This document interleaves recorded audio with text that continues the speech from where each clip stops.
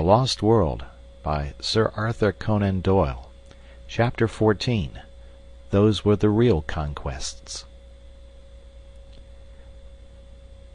We had imagined that our pursuers, the ape-men, knew nothing of our brushwood hiding-place, but we were soon to find out our mistake. There was no sound in the woods, not a leaf moved upon the trees, and all was peace around us. But we should have been warned by our first experience how cunningly and how patiently these creatures can watch and wait until their chance comes. Whatever fate may be mine through life, I am very sure that I shall never be nearer death than I was that morning. But I will tell you the thing in its due order. We all awoke exhausted after the terrific emotions and scanty food of yesterday. Summerlee was still so weak that it was an effort for him to stand, but the old man was full of a sort of surly courage which would never admit defeat. A council was held, and it was agreed that we should wait quietly for an hour or two where we were, have our much-needed breakfast, and then make our way across the plateau and round the central lake to the caves where my observations had shown that the Indians lived. We relied upon the fact that we could count upon the good word of those whom we had rescued to ensure a warm welcome from their fellows. Then, with our mission accomplished and possessing a fuller knowledge of the secrets of Maple White Land, we should turn our whole thoughts to the vital problem of our escape and return. Even Challenger was ready to admit that we should then have done all for which we had come, and that our first duty from that time onwards was to carry back to civilization the amazing discoveries we had made. We were able now to take a more leisurely view of the Indians whom we had rescued. They were small men, wiry, active, and well-built, with lank black hair tied up in a bunch behind their heads with a leathern thong, and leathern also were their loin-cloths. Their faces were hairless, well-formed, and good-humored. The lobes of their ears, hanging ragged and bloody, showed that they had been pierced for some ornaments which their captors had torn out.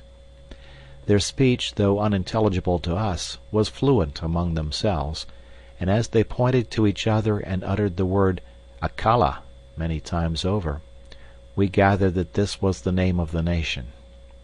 Occasionally, with faces which were convulsed with fear and hatred, they shook their clenched hands at the woods round and cried, "Doda! Doda!" which was surely their term for their enemies.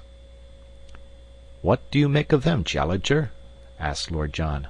"One thing is very clear to me, and that is that the little chap with the front of his head shaved is a chief among them."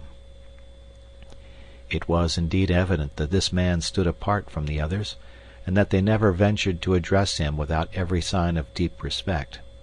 He seemed to be the youngest of them all, and yet, so proud and high was his spirit that, upon Challenger laying his great hand upon his head, he started like a spurred horse and, with a quick flash of his dark eyes, moved farther away from the Professor.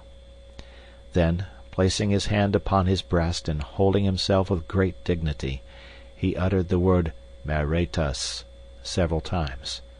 The Professor, unabashed, seized the nearest Indian by the shoulder and proceeded to lecture upon him as if he were a potted specimen in a classroom. "The type of these people," said he in his sonorous fashion, "whether judged by cranial capacity, facial angle, or any other test, cannot be regarded as a low one. On the contrary, we must place it as considerably higher in the scale than many South American tribes which I can mention. On no possible supposition can we explain the evolution of such a race in this place. For that matter, so great a gap separates these ape-men from the primitive animals which have survived upon this plateau, that it is inadmissible to think that they could have developed where we find them." "Then where the deuce did they drop from?" asked Lord John. "A question which will, no doubt, be eagerly discussed in every scientific society in Europe and America," the Professor answered. "My own reading of the situation for what it is worth," he inflated his chest enormously and looked insolently around him at the words, "is that evolution has advanced under the peculiar conditions of this country up to the vertebrate stage, the old types surviving and living on in company with the newer ones. Thus we find such modern creatures as the tapir, an animal with quite a respectable length of pedigree.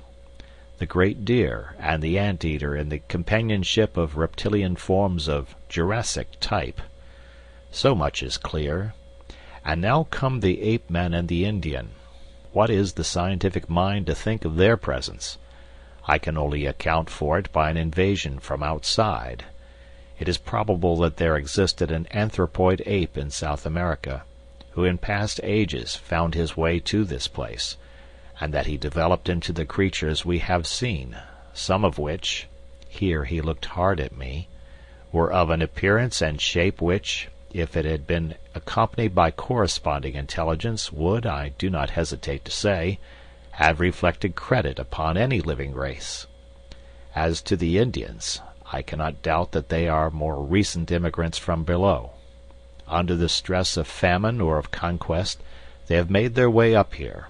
Faced by ferocious creatures which they had never before seen, they took refuge in the caves which our young friend has described. But they have no doubt had a bitter fight to hold their own against wild beasts, and especially against the ape-men who would regard them as intruders, and wage a merciless war upon them with a cunning which the larger beasts would lack. Hence the fact that their numbers appear to be limited. Well, gentlemen, have I read you the riddle aright, or is there any point which you would query?" Professor Summerlee for once was too depressed to argue, though he shook his head violently as a token of general disagreement. Lord John merely scratched his scanty locks with the remark that he couldn't put up a fight as he wasn't in the same weight or class. For my own part, I performed my usual role of bringing things down to a strictly prosaic and practical level by the remark that one of the Indians was missing. "He has gone to fetch some water," said Lord Roxton. "We fitted him up with an empty beef tin, and he is off." "To the old camp?" I asked. "No, to the brook. It's among the trees there. It can't be more than a couple of 100 yards, but the beggar is certainly taking his time." "I'll go and look after him," said I. I picked up my rifle and strolled in the direction of the brook, leaving my friends to lay out the scanty breakfast. It may seem to you rash that even for so short a distance I should quit the shelter of our friendly thicket, but you will remember that we were many miles from Ape Town, that so far as we knew the creatures had not discovered our retreat, and that in any case with a rifle in my hands I had no fear of them. I had not yet learned their cunning or their strength. I could hear the murmur of our brook somewhere ahead of me, but there was a tangle of trees and brushwood between me and it. I was making my way through this at a point which was just out of sight of my companions, when under one of the trees I noticed something red huddled among the bushes. As I approached it I was shocked to see that it was the dead body of the missing Indian. He lay upon his side, his limbs drawn up, and his head screwed round at a most unnatural angle, so that he seemed to be looking straight over his own shoulder. I gave a cry to warn my friends that something was amiss, and running forwards I stooped over the body. Surely my guardian angel was very near me then, for some instinct of fear, or it may have been some faint rustle of leaves, made me glance upwards. Out of the thick green foliage which hung low over my head, 2 long muscular arms covered with reddish hair were slowly descending. Another instant, and the great stealthy hands would have been round my throat. I sprang backwards, but quick as I was, those hands were quicker still. Through my sudden spring they missed a fatal grip, but one of them caught the back of my neck and the other one my face. I threw my hands up to protect my throat, and the next moment the huge paw had slid down my face and closed over them. I was lifted lightly from the ground, and I felt an intolerable pressure forcing my head back and back, until the strain upon the cervical spine was more than I could bear. My senses swam, but I still tore at the hand and forced it out from my chin. Looking up I saw a frightful face with cold, inexorable light blue eyes looking down into mine. There was something hypnotic in those terrible eyes. I could struggle no longer. As the creature felt me grow limp in his grasp, 2 white canines gleamed for a moment at each side of the vile mouth, and the grip tightened still more upon my chin, forcing it always upwards and back. A thin, oval-tinted mist formed before my eyes, and little silvery bells tinkled in my ears. Dully and far off I heard the crack of a rifle, and was feebly aware of the shock as I was dropped to the earth, where I lay without sense or motion. I awoke to find myself on my back upon the grass in our lair within the thicket.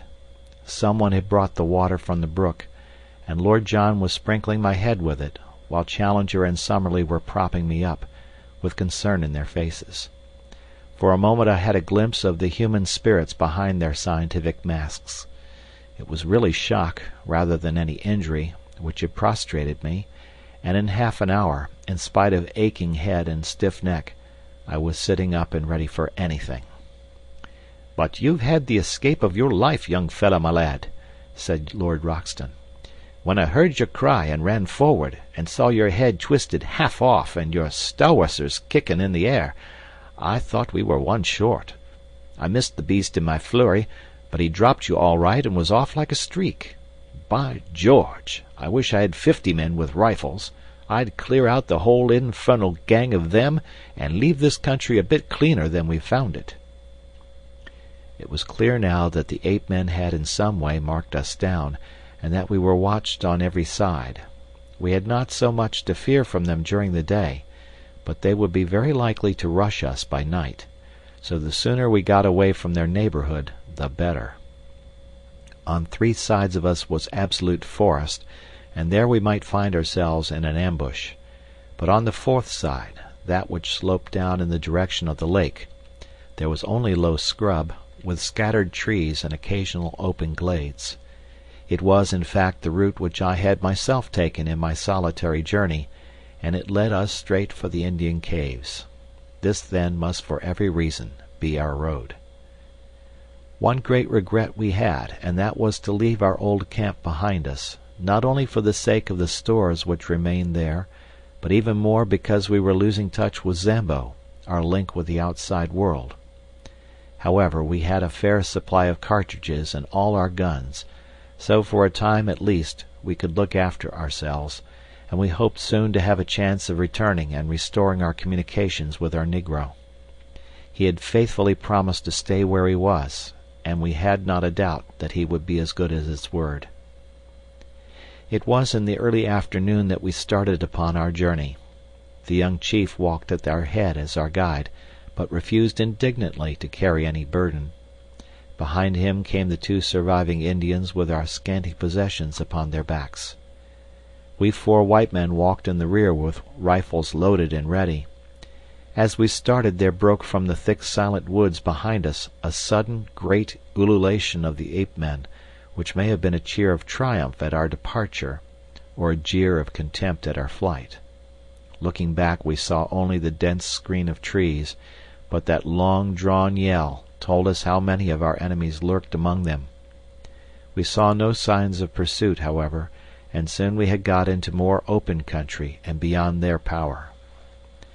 As I tramped along, the rearmost of the 4, I could not help smiling at the appearance of my 3 companions in front. Was this the luxurious Lord John Roxton who had sat that evening in the Albany amidst his Persian rugs and his pictures in the pink radiance of the tinted lights? And was this the imposing Professor who had swelled behind the great desk in his massive study at Enmore Park? And finally, could this be the austere and prim figure which had risen before the meeting at the Zoological Institute? No 3 tramps that one could have met in a Surrey lane could have looked more hopeless and bedraggled. We had, it is true, been only a week or so upon the top of the plateau, but all our spare clothing was in our camp below, and the 1 week had been a severe one upon us all, though least to me, who had not to endure the handling of the ape men. My 3 friends had all lost their hats, and had now bound handkerchiefs round their heads. Their clothes hung in ribbons about them, and their unshaven, grimy faces were hardly to be recognized. Both Summerlee and Challenger were limping heavily, while I still dragged my feet from weakness after the shock of the morning, and my neck was as stiff as a board from the murderous grip that held it. We were indeed a sorry crew, and I did not wonder to see our Indian companions glance back at us occasionally with horror and amazement on their faces. In the late afternoon we reached the margin of the lake, and as we emerged from the brush and saw the sheet of water stretching before us, our native friends set up a shrill cry of joy and pointed eagerly in front of them. It was indeed a wonderful sight which lay before us. Sweeping over the glassy surface was a great flotilla of canoes coming straight for the shore upon which we stood. They were some miles out when we first saw them, but they shot forward with great swiftness, and were soon so near that the rowers could distinguish our persons. Instantly a thunderous shout of delight burst from them, and we saw them rise from their seats, waving their paddles and spears madly in the air. Then, bending to their work once more, they flew across the intervening water, beached their boats upon the sloping sand, and rushed up to us, prostrating themselves with loud cries of greeting before the young chief. Finally one of them, an elderly man, with a necklace and bracelets of great lustrous glass beads, and the skin of some beautiful mottled amber-colored animal slung over his shoulders, ran forward and embraced most tenderly the youth whom we had saved. He then looked at us and asked some questions, after which he stepped up with much dignity and embraced us also, each in turn. Then, at his order, the whole tribe lay down upon the ground before us in homage. Personally, I felt shy and uncomfortable at this obsequious adoration, and I read the same feeling in the faces of Roxton and Summerlee, but Challenger expanded like a flower in the sun. "They may be undeveloped types," said he, stroking his beard and looking round at them, "but their deportment in the presence of their superiors might be a lesson to some of our more advanced Europeans. Strange how correct are the instincts of the natural man." It was clear that the natives had come out upon the war-path, for every man carried his spear, a long bamboo tipped with bone, his bow and arrows, and some sort of club or stone battle-axe slung at his side. Their dark, angry glances at the woods from which we had come, and the frequent repetition of the word "Doda," made it clear enough that this was a rescue party who had set forth to save or revenge the old chief's son, for such we gathered that the youth must be. A council was now held by the whole tribe squatting in a circle, whilst we sat near on a slab of basalt and watched their proceedings. 2 or 3 warriors spoke, and finally our young friend made a spirited harangue with such eloquent features and gestures that we could understand it all as clearly as if we had known his language. "What is the use of returning?" he said. "Sooner or later the thing must be done. Your comrades have been murdered. What if I have returned safe? These others have been done to death. There is no safety for any of us. We are assembled now and ready." Then he pointed to us. "These strange men are our friends. They are great fighters, and they hate the ape men even as we do. They command," here he pointed up to heaven, "the thunder and the lightning. When shall we have such a chance again? Let us go forward, and either die now or live for the future in safety. How else shall we go back unashamed to our women?" The little red warriors hung upon the words of the speaker, and when he had finished they burst into a roar of applause, waving their rude weapons in the air. The old chief stepped forward to us and asked us some questions, pointing at the same time to the woods. Lord John made a sign to him that he should wait for an answer, and then he turned to us. "Well, it's up to you to say what you will do," said he. "For my part, I have a score to settle with these monkey folk, and if it ends by wiping them off the face of the earth, I don't see that the earth need fret about it. I'm going with our little red pals, and I mean to see them through the scrap. What do you say, young fella?" "Of course I will come." "And you, Challenger?" "I will assuredly cooperate." "And you, Summerlee?" "We seem to be drifting very far from the object of this expedition, Lord John. I assure you that I little thought when I left my professional chair in London that it was for the purpose of heading a raid of savages upon a colony of anthropoid apes." To such base uses do we come," said Lord John, smiling. "But we are up against it, so what's the decision?" "It seems a most questionable step," said Summerlee, argumentative to the last. "But if you are all going, I hardly see how I can remain behind." "Then it is settled," said Lord John, and turning to the chief he nodded and slapped his rifle. The old fellow clasped our hands, each in turn, while his men cheered louder than ever. It was too late to advance that night, so the Indians settled down into a rude bivouac. On all sides their fires began to glimmer and smoke.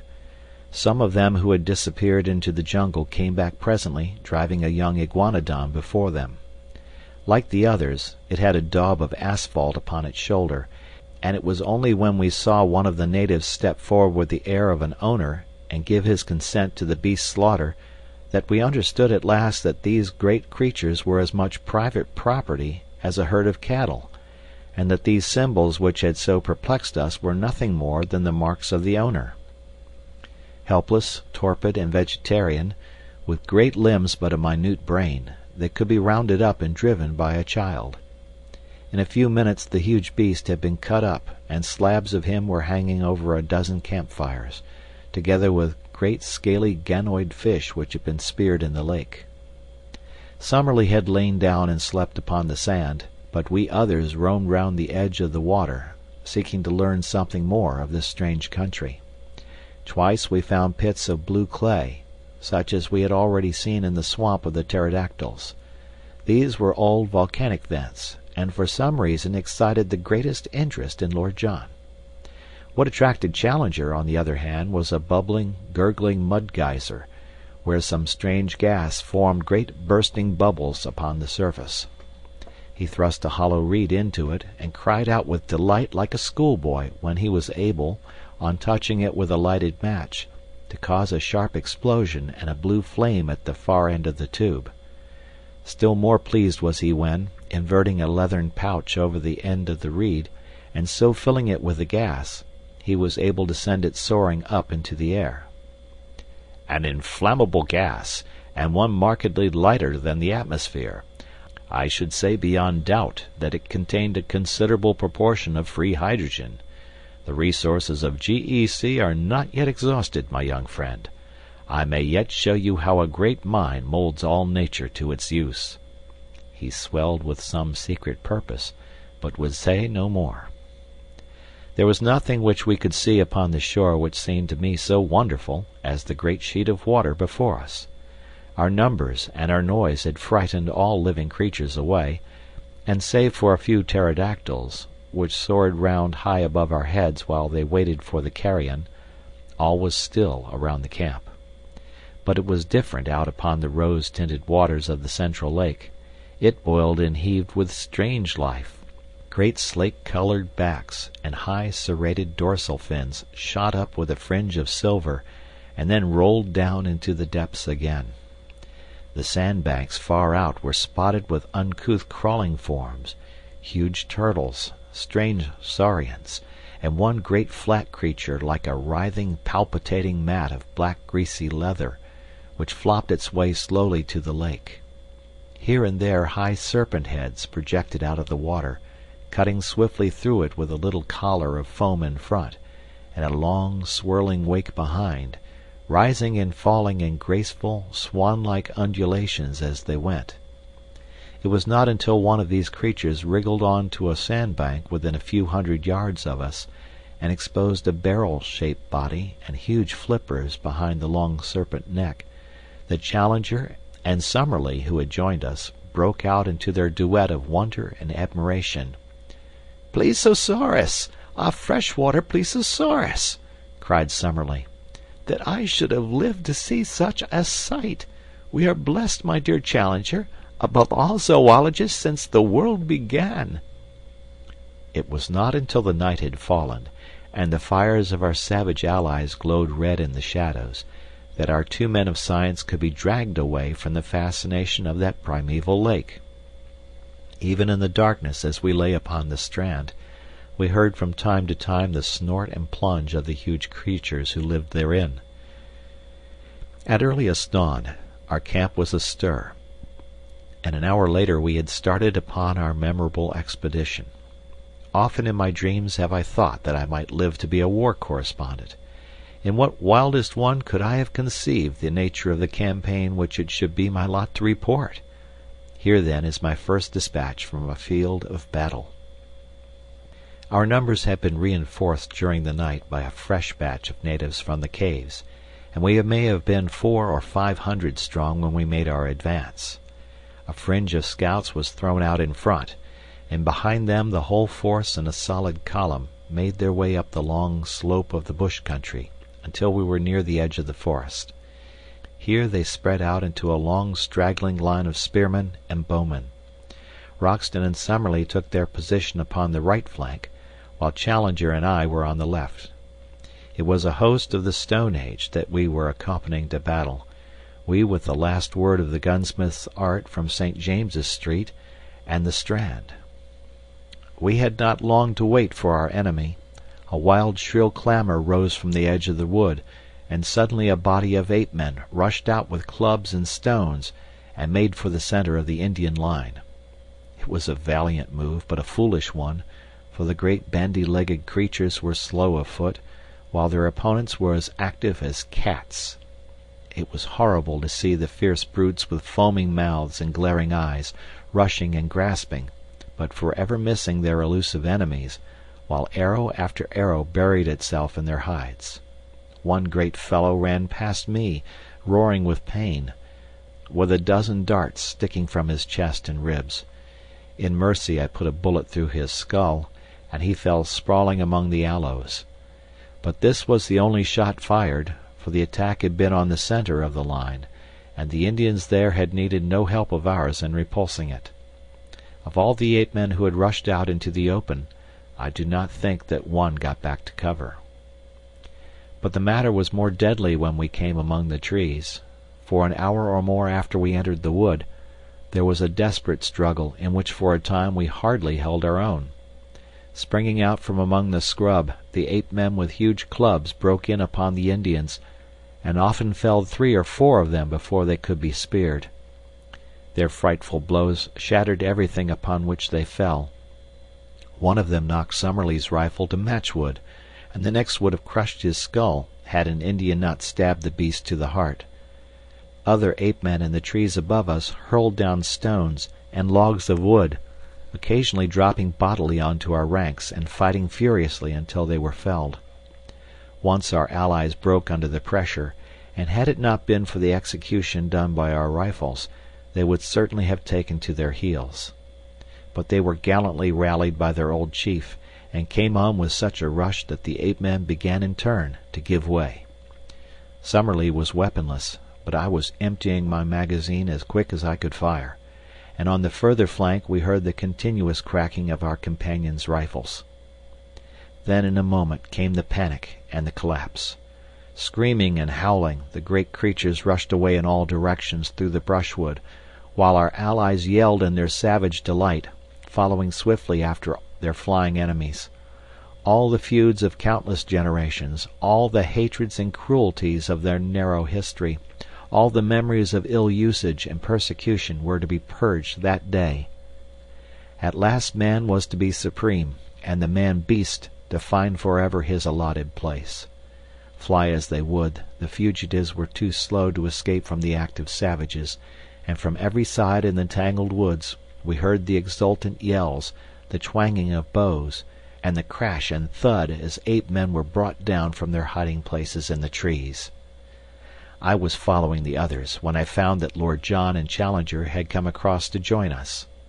"It's over," said Lord John. "I think we can leave the tidying up to them. Perhaps the less we see of it, the better we shall sleep." Challenger's eyes were shining with the lust of slaughter.